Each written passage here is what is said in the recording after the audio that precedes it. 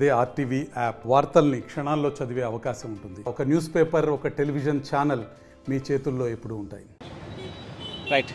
Dhone municipal vice chairman Kotrike Harikishan మీద హత్యాయత్నం ప్రయత్నం జరిగింది. ఎందుకు 6వ తేదీ ఆ పెట్రోల్ బంకులో తన సోదరి పెట్రోల్ బంకులో విధులు నిర్వహించుకొని తిరిగి అంటే ఉదయం నుంచి జరిగినటువంటి కలెక్షన్స్ అన్నీ కౌంట్ చేసుకొని తిరిగి వస్తుండగా మార్కెట్ దాటిన తర్వాత సమీపంలో వెనక నుంచి వచ్చినటువంటి కారు అతివేగంగా వచ్చి ఢీ కొట్టినటువంటి ఘటన వెలుగులోకి వచ్చింది. అయితే ఆ ఘటన జరిగిన తర్వాత ఒక్కసారిగా స్పృహ కోల్పోయినటువంటి కొట్రికే హరికిషన్ను స్థానికంగా ఉన్నటువంటి ఆసుపత్రికి తరలించి మెరుగైనటువంటి చికిత్స అందించిన తర్వాత కోలుకున్నారు. అయితే ఆలస్యంగా వెలుగులోకి వచ్చినటువంటి ఘటన ఒకసారి పరిశీలిస్తే పక్కన ఉన్నటువంటి విజువల్స్లో మనం చూస్తున్నాం. సీసీ కెమెరాలు ఒక వెనక నుంచి అతి వేగంగా వచ్చేటువంటి కారు ఢీ కొట్టి ముందుకు వెళ్ళిపోయినటువంటి ఘటన చూసింది. కానీ సీసీ కెమెరాల్లో పరిశీలించినట్టయితే అది వ్యూహాత్మకంగా తనను అంటే ఎదురుగా ఎలాంటి వాహనాలు లేకపోయినా అక్కడ వెళ్ళేటువంటి దారి తన రోడ్డు తను చూసుకొని తన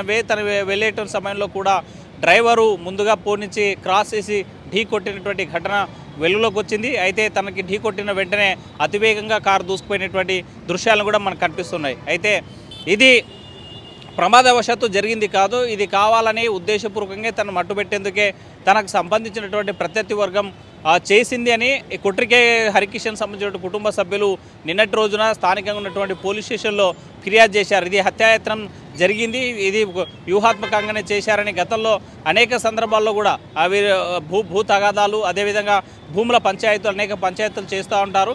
అందులో భాగంగానే వాళ్ళు టార్గెటెడ్గా చేసి ఇవాళ నా మీద హత్యాయత్నం చేశారని ఫిర్యాదు చేసినటువంటి ఘటన అయితే డోన్ పట్టణంలో నెలకొంది.